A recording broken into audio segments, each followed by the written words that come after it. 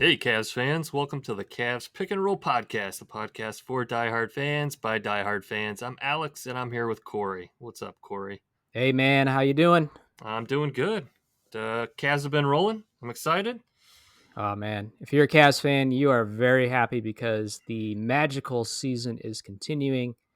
It's almost the end of the year, Alex. We're midway through December, and this isn't no fool's gold. The Cavs are still the number one team in the NBA. Best record, 23-4. I mean, this is real. This isn't a dream. It's amazing. It's been great. We're rolling. Everything's been relatively drama free.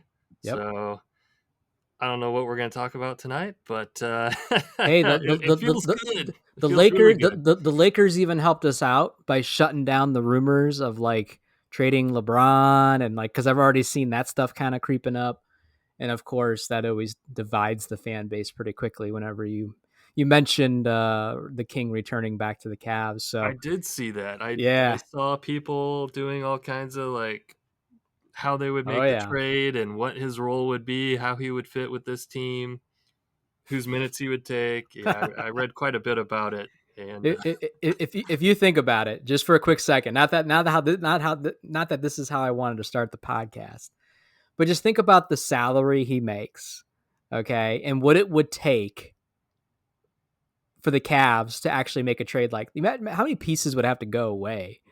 Like, why would we do? You're not going to move three rotational pieces out of this roster that's rolling to bring in a 39-year-old player to kind of mess with everything, right? So it's just kind of silly when you think about it. But hey, there's always going to be that until the day he retires. There's always going to be that what if, and it's always fun to kind of spew up during trade chatter time, rumor time, or anytime there's just drama going out in LA. Is yeah, he's going to leave and go back to Cleveland and finish his career. I think it's pretty safe to say that he just does not fit on this team. He wouldn't work on this team. No, I don't know how you would even fit him into this team. Just the style that we play, up tempo, fast, up and down the court, shooting threes. That's the Niang fit. opposite of LeBron, right? LeBron's all slow it down, play a Yeah, half court game. yeah. Yeah, Niang fits in better hey in now, this wait a off. minute. I don't know. You're gonna get no poster dunks. I would give LeBron Niang's minutes in a heartbeat. So There you go. there's There you that. go. There you go. But yeah, no, the Cavs, man, just an unbelievable start to the season. And yeah, man, they're just rolling through teams, and it's fun to see. And Alex, since the last time we recorded, the Cavs have gone 6-1. They've only lost one game, and we could sit here and argue that it was a scheduled game as well because it was on the second night of a back to back against the Miami Heat of all teams. Kevin Love um, got to see him play again. And what do you think of Kevin Love, man? Do you think? I know you don't. I know you don't pay attention very much, but like when you see him play now, which isn't very often, like has he still got a spot? Has he still got a role in the NBA to you? Is he still an NBA player? You think? How many more years do you think he got? I think so. I think. I mean, he's that's tough. I mean, he can still shoot the three, right, and that keeps him pretty relevant. Yeah. That's the same thing that Vince Carter kind of did. As a lot of these players, as they get older, as long as they can shoot the long ball, they still got that playmaking ability. They can hit those passes. They can just help be playmakers and field generals on the court. Then I think that becomes a valuable role, and especially with Kevin Love. He's got that championship pedigree, so I think he's still got a place. Yeah. I think he's got a couple more years, but I don't know. I don't think he's gonna be a player that plays till he's 38, 39 or nothing like that. I think he might be done in just a couple more years. Um, it's funny. So we start off talking about LeBron, Kevin Love, and let's just for the hell of it. Hey, Kyrie, how you doing? Okay, there we go. You got the trio, right? Yeah. You got the original big three here in Cleveland. But Alex, one thing I did want to talk about going back to Kevin Love in that game, though. Unfortunately, that was the game where he and Evan Mobley were going for a rebound, and Evan Mobley came down, kind of landed on Kevin Love's foot, and ended up having to leave the game and miss the next game, if I'm not mistaken. That was really the only bad thing I can think of, though, that has happened in this stretch since the last time we recorded. And Kevin Love being the class act that he was, even though it really wasn't his fault, it was just two players going for a rebound, just kind of bad luck where your feet land sometimes, right? But Kevin Love, he's a professional class act. And after the game, he went into the locker room to check on Mobley and even apologize when he really didn't have to. And that seemed to get score some more brownie points for Cavs fans. I saw a lot of love for Kevin Love after that happened. Yeah, I mean, I wouldn't say it's the only bad thing that's happened, is since we just had the Coro That's injury true. versus That's the true. Nets here, and we're kind of. I Yep. haven't heard an announcement as far as how long he's expected to be out. I've just heard Yes. that it could be multiple games or even multiple weeks. So, waiting to hear Yeah. about Yeah. I that did forget shoulder about that. That injury. was the most recent one. Yeah, that Yeah. was You're right. caused with he ran into Ben Simmons on a pick and roll. He Freaking got Ben yeah, Simmons. I'm watching that Nets game, and Brad Doherty is doing his thing, pulling stats out of wherever. And you know what's crazy to me with Ben Simmons? And like he's never been a shooter. I'm just amazed he's still able to somewhat survive in the league. And many fans would argue that his career is dead and gone from kind of the shenanigans he pulled for the last couple of years. But did you know he hasn't taken a three-pointer since the 2022-2023 I season? I heard him say Did you that hear that? stat. Yeah, yeah, And and he's he said, only like "Go ahead." 25 3-pointers in his Yeah, entire career. Like yeah, how in six how or how, seven seasons. Yeah, how does he survive the NBA? Because in today's NBA, it doesn't matter if you're freaking Wembley, you're shooting 3-pointers. You know what I mean? He's got a freak athletic build. He's very athletic and all that stuff. But that was just crazy to me. yeah, he's a Um, good defensive player. yeah, yeah, definitely. But it does suck about Okoro. Obviously, you never want to lose a rotational piece, and certainly not for any kind of extended period of time. Luckily for Mobley, like I said, I think he missed, that the rest of that game and the following game, and he played in that Nets game last night. So we didn't lose Mobley for too long. Coro, I mean, that's a big loss. That this is the first season I think I feel like I can really say, wow, we're gonna miss a Coro. I saw a stat that he's like a top 10 3-point shooter in the NBA right now. He's been killing it. Yeah, he's it's nice. Really, a lot of pieces are just falling in place with this team right now. So last year or the years prior, we'd be not real hard, but we'd be bashing players like Okoro and Levert and these other players that you're really expecting to do more because they're playing out of position or there's injuries out the wazoo. So now all of a sudden you need Levert to go out there and give you 17 points. You need Okoro to give you double digits every night, to where now with the team being healthy and everybody clicking the way they are, it doesn't matter really at the end of the day if Okoro scores 15 points or gives you 3 points, because there's just so many other weapons on this team that can go off at any time. And it's just extra icing on the cake when someone like an Okoro does go off and starts hitting a couple threes. And he had a nice big slam the other day, a two-hand slam against the Nets, before he went out and all that stuff. And he's just such an energetic and athletic guy. And I'm really glad the Cavs were able to find a way to retain him and on a very team friendly contract, He's because he that brings a lot of different things to the team. he does. He's that promised 3-and-D player that we've been waiting for, really. He's finally cemented Starting to himself as blossom that. into that. Yeah, Yeah, yeah. He's absolutely. got a little bit to go. But I wouldn't put him in no 3-point contest or anything like that. He's not jacking up the same amount of 3-pointers as the true 3-point shooters, and he's not jacking up Steph Curry attempts, right? So that number could be skewed a little bit, but you can definitely see the progression. Think of 2-3 years ago when he came in, when he first came in the league to where he's at now. You could really tell he's worked on his shot a lot, and has really improved there, and just starting to understand and learn how to play the game.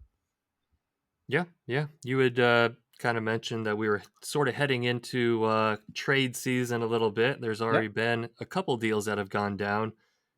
Two of them that I've been hearing a lot of chatter about was the Pacers getting Thomas Bryant from the Heat Mm-hmm. for a pick swap.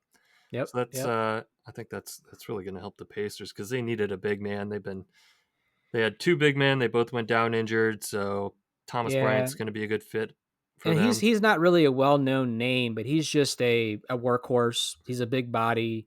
He could just do those garbage things that you need to do, which is grab rebounds, protect the rim, dunk it in your face every once in a while, right? Yeah, So that's a good pickup for them. And he's one of those guys that I think has a lot of potential that just wasn't getting the minutes mhm, that he needed with the Heat. So I yeah, think now that he's with the Pacers, he's guaranteed minutes for sure.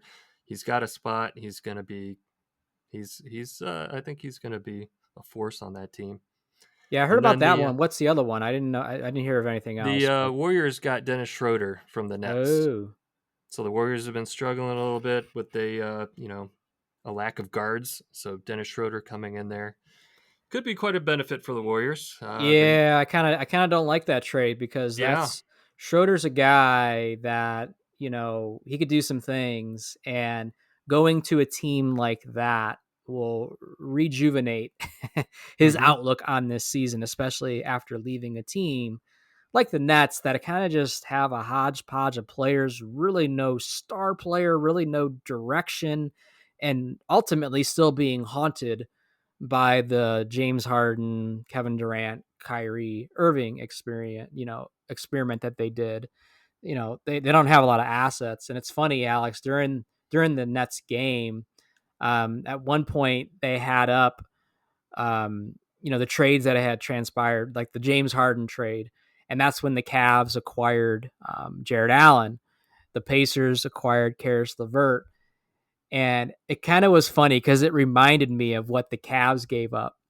And I don't know if you remember, and I know I don't mean to open up old wounds because I know you have a soft spot for him, but the Cavs gave up Dante Exum in that deal and then brought in Karis LeVert a little bit later down the road with the whole, Rubio thing and then bringing Rubio back. Like, just what a series of events that trade. Like, that might be it has to be one of the top 5 best trades in Cavs history because of all the other domino effects that happen afterwards, considering what you gave out and what you got back within a very short time period afterwards. But yeah, Right. trade season's here. It'll be interesting to see what other teams, make some moves. And as far as the Cavs, I haven't heard a ton, Alex, except for what we hear every year, which doesn't help with the whole LeBron chatter, is an update at the wing position. But what's your thoughts? Do you even buy into that? And where do you kind of stand? Like, do the Cavs need to entertain making a trade? I don't think so. I don't have a long answer for this. I think they should just stay pat. I like where we're at. We still have Struess, who hasn't played a minute yet, so we got more firepower that's going to be coming back to us. We've been blowing teams out. I mean, these last few games that we've played, Oh yeah. they're over in the second quarter, and they're just not even competitive. The Cavs are just firing on all cylinders. They're rolling through people. And Uh, granted, some of these teams aren't elite by any means. The that's true. Wizards, the Nets, they're the bottom half of the league. But yeah, they're still rolling through them. And that Nets game was over by halftime, and that's what good teams are supposed to do. Because on any given night, we've said this many times, any team could beat any team in the league. Don't let these bottom feeder teams even think they have a chance. Put them away early, and it's really going to save on the wear and tear late in the game for you.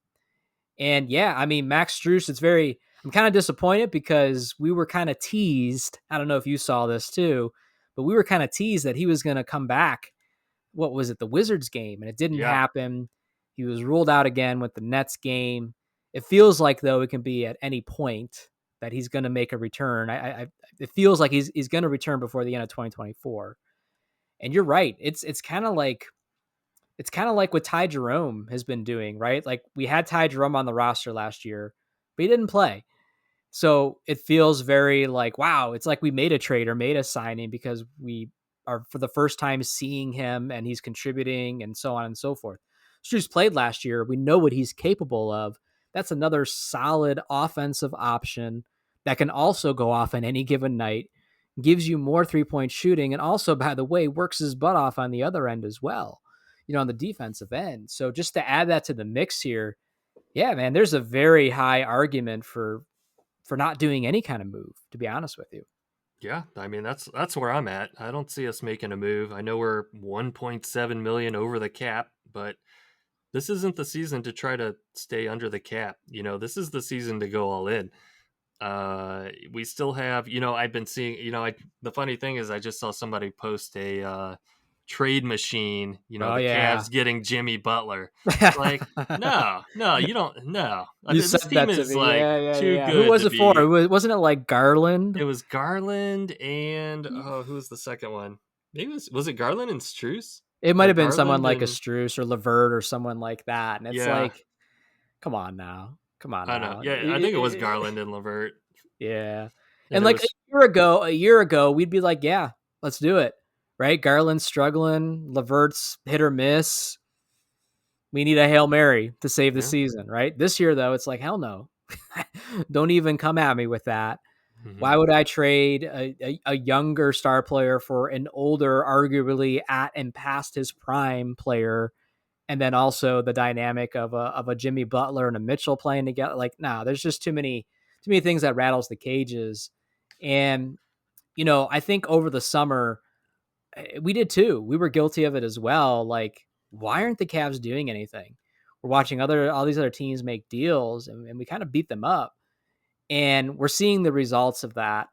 And and at least in me and hopefully a lot of Cavs fans, that's giving you some confidence back in this team, in this organization, that they know what they're doing. And if they end up standing pat again during the trade deadline, like, have that faith. Again, the Cavs are the best team in the NBA and have been all season long. What more do you want? And you're bringing back Struess, Hmm. to add Yeah. to the mix. So again, there's just the only thing that I slightly worry about. You said it a little bit ago. It's like, okay, when a team is this hot, that's when you decide to go all in. But that's when you can also screw yourself by making a move and making a tweak and pushing one or two guys out and bringing another guy in that you think is going to put you over the top. And all of a sudden, doesn't quite gel right.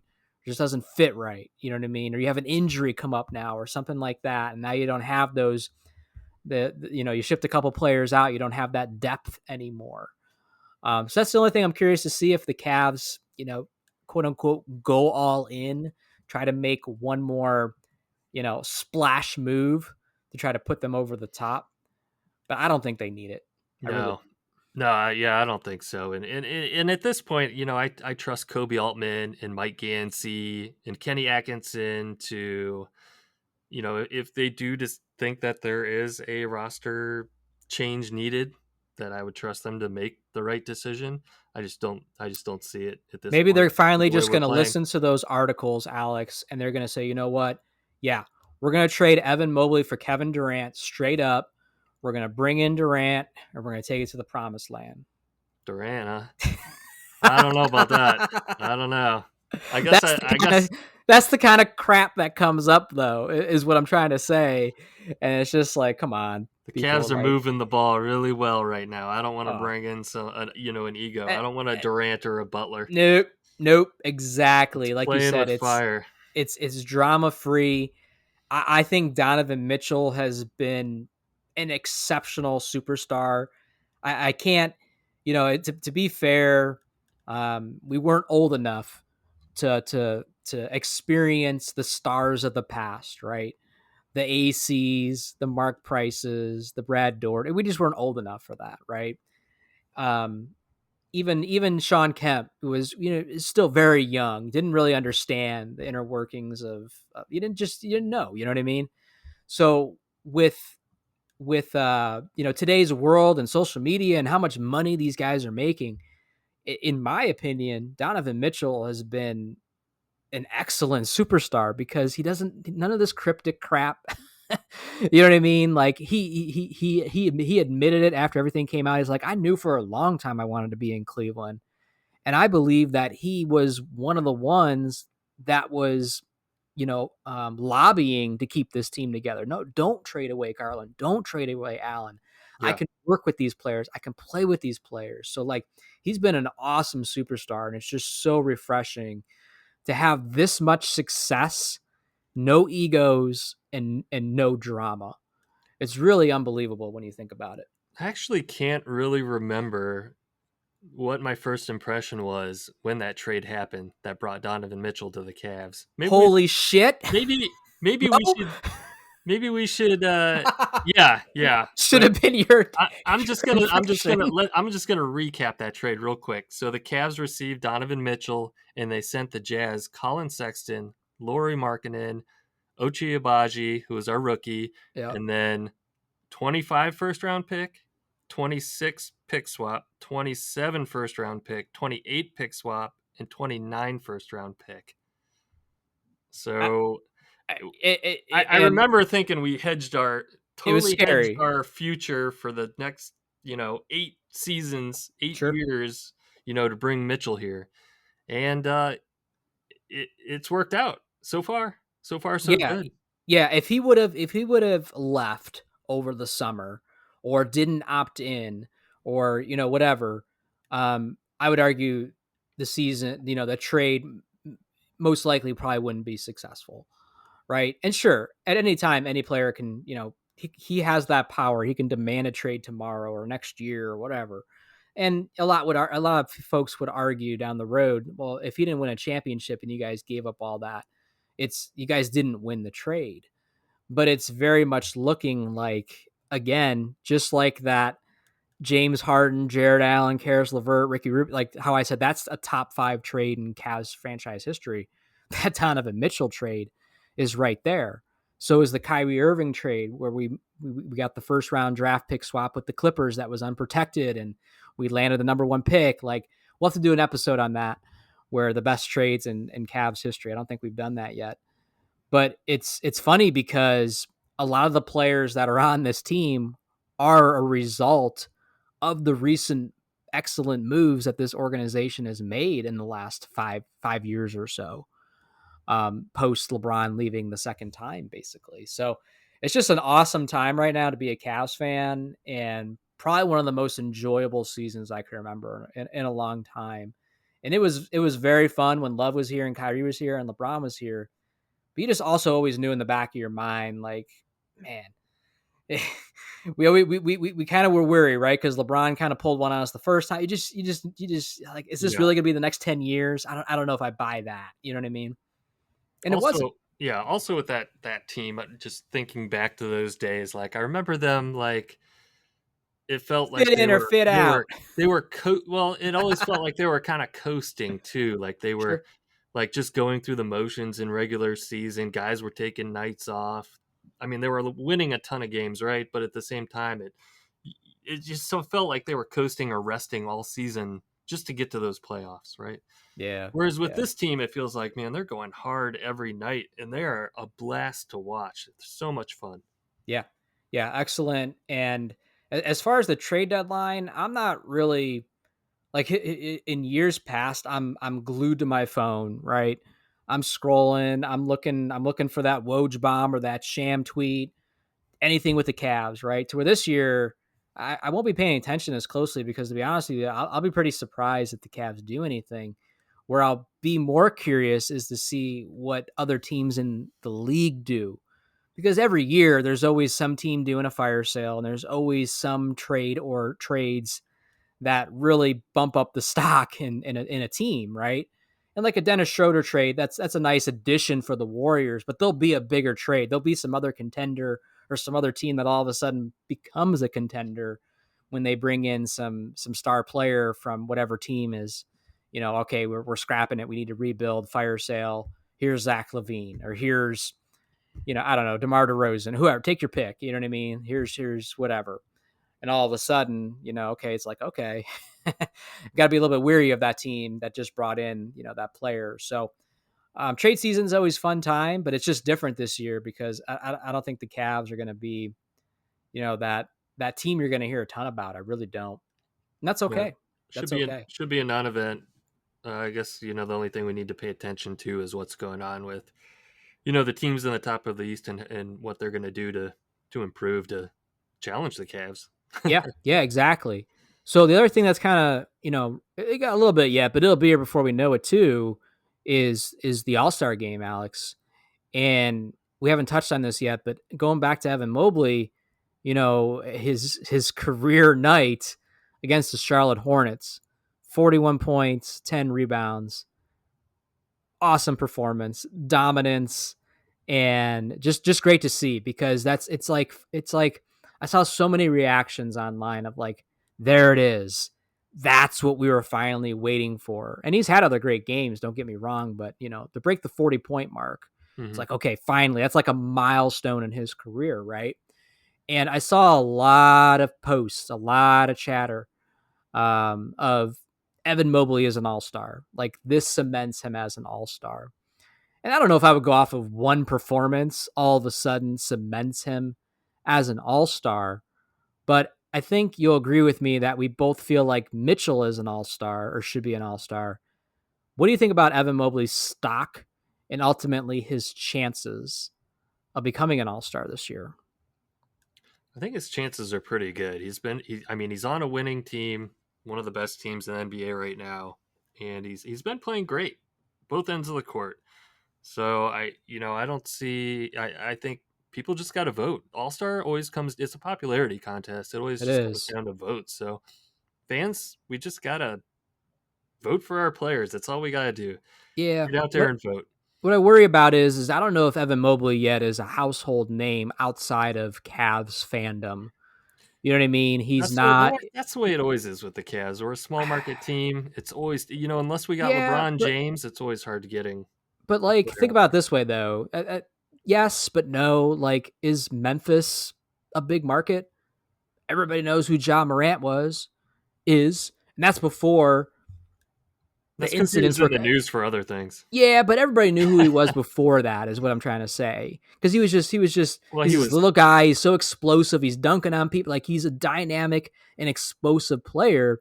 Mobley's what, in year 4, kind of starting to become what we were hoping to be. But yeah, that's what I worry about. Like, is he a household name enough yet for him to get votes outside of Cavs fans? And I don't know. I don't know. I hope so. It'll be interesting to see. He's definitely a rising star in the league, and it'd be awesome to see him make the team this year.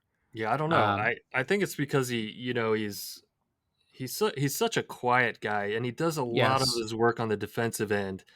And if you're not Yep. scoring buckets, then you're not a household name. Yeah, and He he's needs to not a high string. he's not a every game every night a top Yeah, 10 like exactly. ESPN highlight. I don't even know if they do that anymore, but he's not. You know what I mean? He does a lot of things If he very was well. stringing together triple Yeah, doubles, then yeah, he'd be a household name. But it's exactly. it's Yeah. off and on. It's 40 one night, 20 the next. So Yeah. It'll be interesting. Obviously, we're rooting for Mobley. Rooting for Mitchell. I think, you know, there could be a case or some arguments for Garland, but I think again, it's there's a lot of good point guards in the NBA, so he might be a long shot. But what do you think about Atkinson? What would it be kind of cool if he like was the coach for the All Star coach of the game? year. And I want him to, yeah, he's on a pathway um, to be coach of the year, especially if the Cavs stay on this trajectory, which is another whole amazing story in itself for Atkinson to come in and just start the way he did. And what a magical season for him as well. But how cool would it be if Atkinson somehow finds his way in the All-Star game? Yeah, that would be awesome. Total. I don't see why not. Who's there to challenge him really? I don't know. I Doc. don't know. Yeah. The Bucks started out slow, but they did just win the cup. They did win the cup. Congrats to the Bucks. Eh, They're our next they're our next opponent actually on the Cavs schedule. that's right. Friday. I think we're gonna see a different Bucks team than what we did earlier in the year. But whatever, that's fine. The Cavs just got to continue to play their style ball, and it'll be an interesting game. Any team, any game with Giannis in it, he's a good enough player that he can take over a game and single handedly win a game. But that'll be a good little challenge for the Cavs here. Is the Bucks coming off all high and mighty and built with confidence? The Cavs can kind of put them back in their place. I like what you're putting down there. I agree. So one disappointing thing I will call out, Alex. We're skipping around here. Should have called this out earlier. Is Christmas is right around the corner. It's actually a week away from when we're recording this, right? Um, Man, talk about bad luck and the Cavs not getting a freaking Christmas Day game. I, it's been a minute since the Cavs have had one. Not saying that they've deserved one in quite a while, but man, if there was ever a year for the Cavs to get in it, this would have been the year. And I brought up the Christmas Day schedule, and of course, they have to schedule all this stuff, well in advance, right? So I get it, but at the same time, looking at some of these games, and I'm just like, man, really? Lakers versus Warriors. Yeah. I mean, yeah, LeBron, Curry, we've seen it a million times. Spurs and Knicks. Spurs are only there because of Wembley. Timberwolves and Mavericks. Okay, I'll give you that one. You got Kyrie, you got Donovich, you got Edwards and all that stuff. Nuggets and Suns. Okay, I get that one. The one that stings though, and again, you really couldn't have predicted this, is the Celtics and the 76ers, Alex. And the 76ers are they're in the tank this year.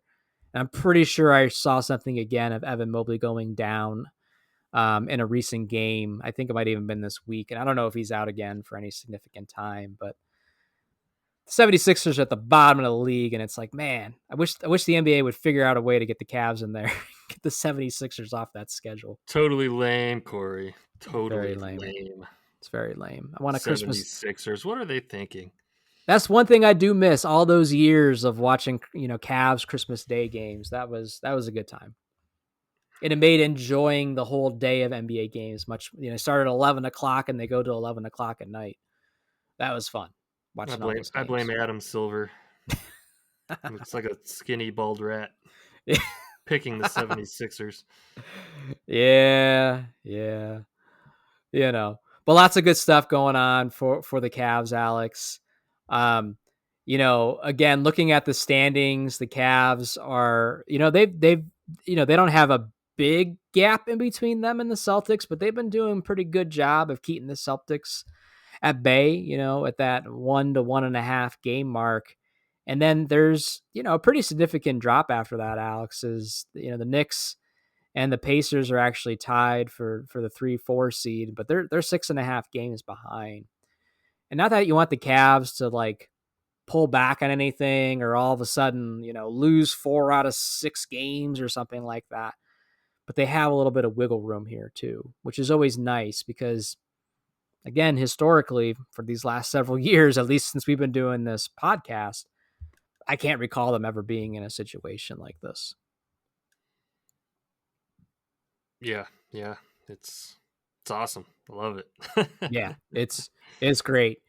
And if we look at the schedule, moving ahead, the Cavs have had some easy games last couple games. You have the Nets, you have the Wizards, the Hornets. So again, the Wizards again. So their schedule gets a little bit interesting because we have the Bucks on Friday night. Again, we'll see what the Bucks bring. That is at home in Cleveland, at least. The Cavs then play, Alex, against the 76ers Saturday night. So, back-to-back scenario, but another home game. Then we get to see some former Cavs players. The Utah Jazz come to town on Monday the 23rd. Are you does anything come up to you when you see the Jazz, like Colin Sexton, Marketing? Does that do anything for you Yeah. anymore? Yeah, that'll be fun. That'll be a fun game. I like seeing those guys play. It's kind of like what the Cavs would have been if we wouldn't have made the Mitchell trade, right? It's almost Yeah, like an alternate timeline, alternate universe kind of situation. it is, and very bad luck for them because the Jazz are the second worst team in, at least in the West. The Western Conference. They only have 5 wins this year, so they're probably miserable out there. And yeah, it'll be interesting because Utah is one of those franchises to where, like, all the way over here in Cleveland, we ain't gonna stay up or really pay attention to anything that's going out in Utah. So I haven't been up on the latest news on what's going on with either of those players, and it'll be a little bit weird. I kind of wonder if the Cavs fans are like, do we even react to them when they check into the game, or when they're announced during the starting lineup? Like, is there any claps? Is there any boos, or is it just like nothing? Right, right. You know what I mean? So Yeah, I mean, they got Markkanen, Sexton, Clarkson. Clarkson, What yeah, happened to? I mean, I know Abaji's been playing awesome. he's Why is he not with the Jazz? Did they just he is cut him somewhere loose or else. trade him? I I feel thought he like was with. he's I want to say he was with the Hawks. Was he with the Hawks? it was against a team we recently played, and I don't know, and I know we didn't play them recently, and I don't know why I have the Raptors stuck in my head. Oh, that could be. It might be But the Raptors. The Jazz did move on from him. I don't know. I don't even remember seeing how that happened. Did they make a trade? Did they waive him and a team signed him? I don't know. But he did end up playing a couple minutes, whatever team he was on here that we played against Yeah, he somewhat looked great when he recently. was playing against us. Yeah, yeah, yeah. Um, but then after that, the schedule gets a little bit interesting because then we have the Nuggets, the Warriors, the Lakers, Mavericks to kind of end the year, and the Mavericks is the first game of 2025. So that'll be a man. You're going to see Curry, you're going to see LeBron, and you're going to see Kyrie. In that 3-game stretch. So that'll be interesting and a good little test for the Cavs. And they need that too, right? They can't just always steamroll through teams because you're not going to get that come playoff time, right? So that'll be a good test for them, and it'll be interesting to see how the Cavs kind of react to Yeah, those I like games. that all these games that are going to be really fun to watch are happening during winter break too. So I should be able to Exactly. get to watch them all. I can't wait. It's going to be great. Yeah, yeah, definitely. It's hard. It's hard sometimes to always watch these games live. And you got kids, you got after school activities, you got just whatever. Christmas shopping, I'm still trying to get done. Come on. But you're right. Once Corey, you are not still doing Christmas shopping. Get out of I here. did some tonight. I was out and Oh my about. god, you're cutting it. You're cutting it close, man. Oh, you're Yeah. out brick and mortar shopping. All right, I was gonna say I if you're can't online shopping, man, nothing's getting delivered I can't rely on quickly. Amazon anymore. I've missed my window. It won't Oh be yeah, here. It won't be here in time. yeah, you're way too late there.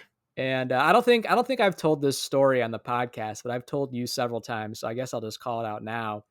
It's funny because usually when I'm out and about, I see Sam Amico a lot.